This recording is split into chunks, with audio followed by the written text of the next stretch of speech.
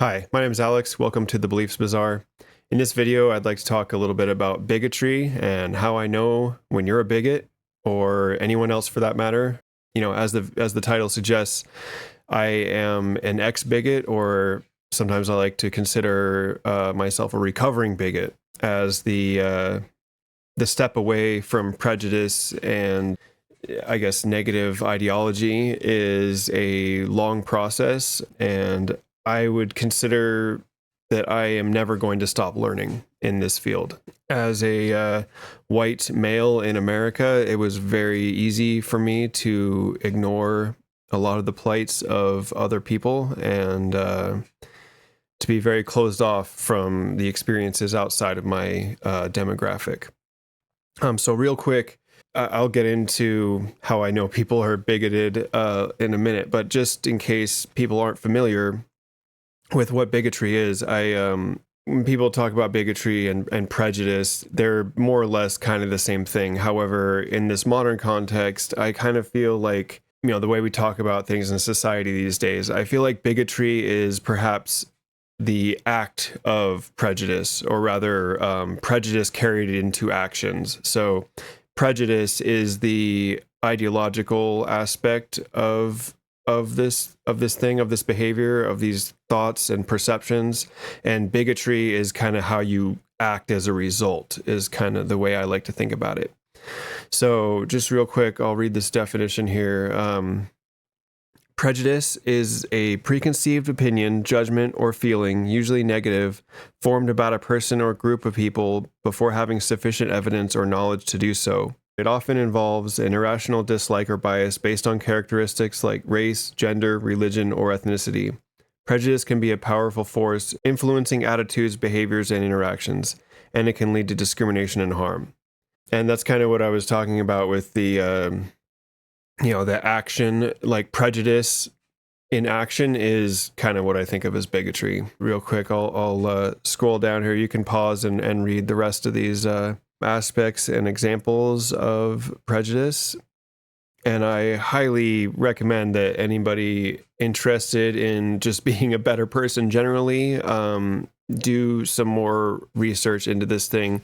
Read the full Wikipedia article about prejudice and bigotry. Read the examples, and then, you can look up like what books, give a thorough examination of these things. And also, to counter prejudice and bigotry, just expose yourself to more things. Learn about different cultures, learn about different people, read books from authors that are not part of your demographic. These are all things that can expand our general sense of community with peoples of the world, and also, be kinder in general, I think, is kind of the real takeaway I'd like people to leave with from this video is, it's not useful to judge people based on these kind of preconceived ideas, and I'll get to that more in a moment. I did also want to real quick read the definition of bigotry here. Obstinate or unreasonable attachment to a belief, opinion, or faction, in particular prejudice against a person or people on the basis of their membership of a particular group. So again, yeah, prejudice is the whole foundation, if you will, of the ideas that lend to bigotry, which is essentially actions carried out because of prejudice. And so real quick, I'll just say, I referenced myself as an ex-bigot or a recovering bigot. And, that's kind of hard to talk about because it's essentially saying, especially from the perspective I have now, hey, you know what? I used to be a huge piece of shit. And no one wants to admit that or even feel that. And so coming out of a place where I held these ideas pretty strongly, and they were part of my identity, deconstructing and analyzing and even rejecting aspects of our personalities that we used to have, even for, throughout our whole lives into adulthood or even late into adulthood. It can be very difficult to kind of come to those realizations, and the tendency is to be defensive and say, no, actually, what you're telling me now how you think I should act or behave that's different from the way I am is actually you're the person that is being unreasonable, and I'm fine, and there's nothing wrong with me. And I'd like to also suggest that unfortunately many people do identify with aspects of prejudice, and it becomes kind of their character, if you will, or at least a pretty dominant parts of that. And so in those circumstances, it will be a little harder to pull back from prejudice and bigotry. The more it's become part of your identity and personality, and the more it is part of your culture and way of life, the harder it's going to be to pull back from that. And that's why some of these hate groups are specifically dangerous, because they capitalize on prejudice and push you even further and further into that mindset, such that anyone that tells you to think differently is perceived as part of this problem that you are prejudiced against, And so, I'll say I wasn't personally part of any hate groups or even associated with any. And I even found at the time when I was younger, I mean, mostly in my teens and 20s, I even found them very distasteful, mostly because of the violence that was kind of the inevitable result of a lot of these things, a lot of these groups. It kind of came down to like, we need to defend our ideas with violence if necessary. And that was kind of the line for me. And so honestly, that was really kind of all that kept me from becoming part of a, I guess, white supremacist type, misogyny driven movement. And, I'm 41 now, it's 2025. So I was a teenager in, the late 90s, early 2000s. And, the internet wasn't really a thing for me. Like, I didn't have a smartphone until I was in my 20s. And I certainly wasn't online daily until, my late teens, early 20s. And there definitely wasn't as prevalent of these kind of groups. There wasn't social media yet. There, at least not in the modern context. What I mean to say is that I would have been very vulnerable to the messaging of some of these groups, especially the men's rights kind of manosphere type content.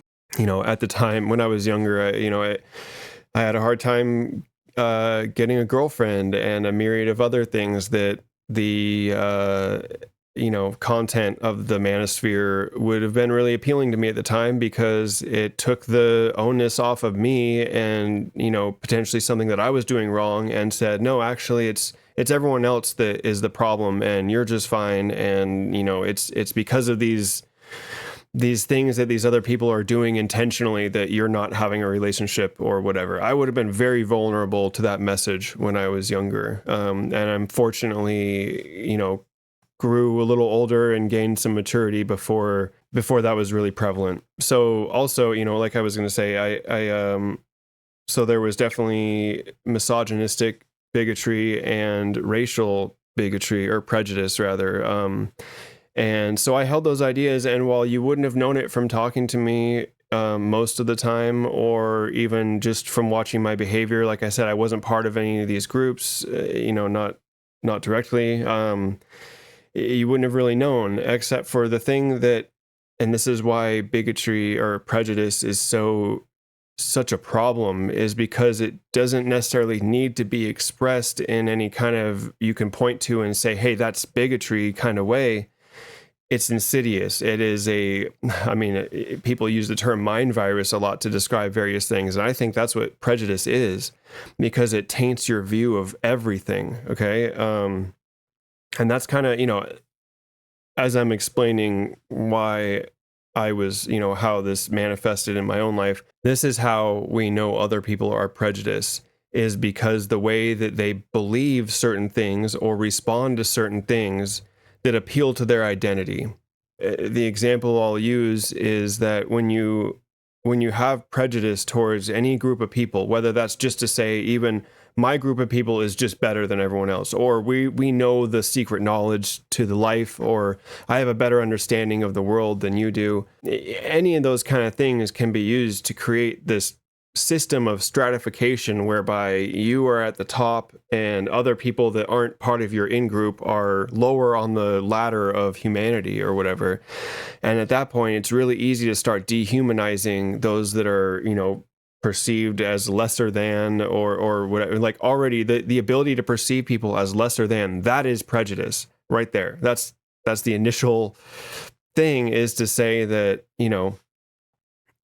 some are more deserving and some are less deserving of whether it be attention or resources or your regard. I see a lot of that today just between political parties. It doesn't have to be a racial or ethnic or cultural thing. It can just be an ideological thing where whatever social group, or rather political group, you're part of, you can very easily think that the ones that disagree with you are out to get you or out to destroy the world, or maybe they're wrapped up in some kind of fantasy whereby they don't realize that their behavior is destructive.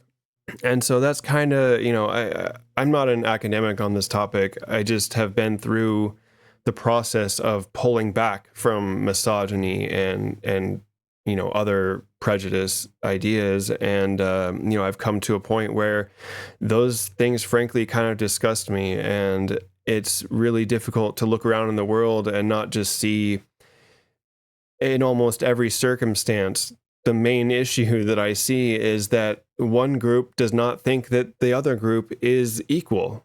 And whether it be, and this can extend not just politically or any of those other things that we talked about previously, but this could be economical, or even just, someone likes to have plants in their house, and therefore, who wouldn't want plants in their house? People that don't have a lot of plants in their house are stupid or don't care about the world as much as I do, or something to that effect. It can be anything. It's happens a lot with like dietary things, like vegan or carnivorous people that love meat. There's a lot of judgment between groups there, so you can kind of see what I'm saying. I hope you don't have to necessarily be outwardly like mean or hostile to any group of people, as long as you have the mindset that some group of people are less worthy of being heard, or, maybe they don't deserve as much freedom as us.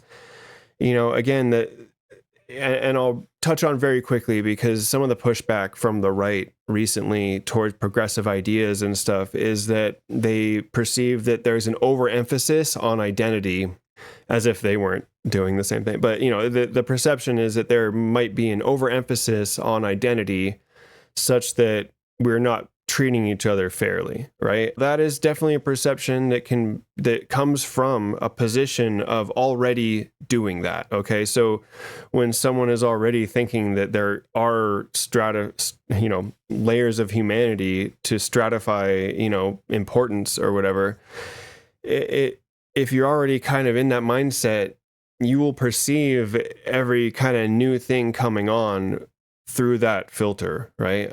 If you're already of the mindset that like, hey, my in-group is superior to those, and then you see all these other people expressing, focusing on their identity, in a way of like having pride for their identity, or just saying like, here I am, this is me, and I'm, different from those people over there.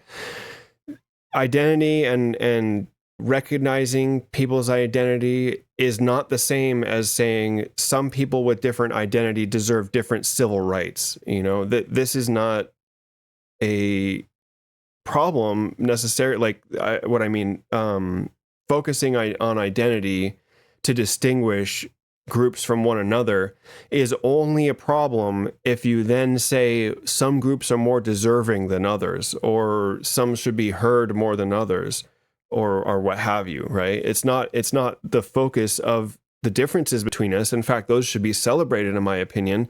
It's when we start saying that some should get more than others, or whatever. I feel like I'm just repeating myself now, but hopefully you get the point. And so I guess if I wasn't clear previous to now, I think I kind of mentioned it, but the way that we can tell that you're a bigot is that you believe that some people have an agenda or are out to get you, or basically you ascribe attributes to people outside of your in-group that you would not attribute to anyone in your group. Does that make sense? So I'll use the example that the Conservative Party says that there's a gay agenda. Now, what that is kind of ambiguous and really changes depending on who you ask, but kind of the overarching theme, it seems like, is that they're trying to do something to your either kids or families or whatever, right? That idea that there is a gay agenda is only something that you would believe if you're already prejudiced towards a group to be like, oh yeah, they would be the types to have an agenda against us, you know? Meanwhile, the people that propose that there is some agenda from some other group that is kind of, you know, a marginalized group or whatever, the idea that that group has an agenda against you is the thing that is told to you to dehumanize that group. They're just other people. They're just people like you and me trying to live their lives, trying to have meaningful relationships with their friends and families. And to say that they're anything different is prejudice. If you believe that, if you just believe that because of some aspect of their identity, that they are somehow like antithetical to your identity, is prejudice. The entertainment of that idea is prejudice. And to then go out in the world and maybe vote against people, like against their rights, or you know, try to prevent them from being in certain spaces, that is bigotry. That is prejudice in action. So anyway, like I said, I'm not a scholar on these topics. I'm just a guy who has been through some, life-changing ideological times in my life, I guess. And, if you want to hear me talk about kind of some of the instigating events, if you will, that kind of led me down this path, I'm definitely going to elaborate more in other videos. But for this one, I kind of want to keep it short. I guess in conclusion of this video, I just want to express the sentiment that it is okay to be wrong. In fact, I think it is actually courageous and shows strength when you're willing to interrogate your own ideas and make corrections based on how you want to be towards people. Do you want to be a kind person? Do you want to have empathy? Or are you an empathetic person? And I'll real quickly say, it's not that people that are bigoted or prejudiced lack empathy. It's that they lack empathy for people outside of those that they identify with. And so if you feel like you might be a person that lacks empathy for people you can't relate to, just consider that your community, we live in a world, we all breathe the same air, you know what I mean? Like our community should extend beyond our own demographic, and we should be thinking of people in general, and I know it's a hard thing to kind of wrap your head around, thinking of like, oh, well, typically I just think about my friends that come over for my barbecues as my community. Well, what if you thought about everyone in your city as being part of your community, or even, start your neighborhood? Everyone in your neighborhood is part of your community. Well, what about everyone in your city being part of your community? And then so on and so forth, state, country, world. I'd like to think that we're all part of this world community, and things like prejudice and bigotry, these things are barriers to our progress and our prosperity. So the more that we can interrogate our own bad ideas and cast aside prejudices and open our hearts to people outside of our demographic, the better world that we will live in. Thank you so much for watching. Please like and subscribe if you found any of what I said meaningful. And in general, my channel is about content mostly related to beliefs. I'll be talking about a lot of things that I generally am just interested in, but usually it's through the context of beliefs and our understanding about ourselves and how we relate to others and our place in the world and those kind of things. So if you find that content interesting and would like to join me along my journey of discovery and learning more about the world and these kind of ideas that drive us and our personalities, please join me. So thank you so much for watching.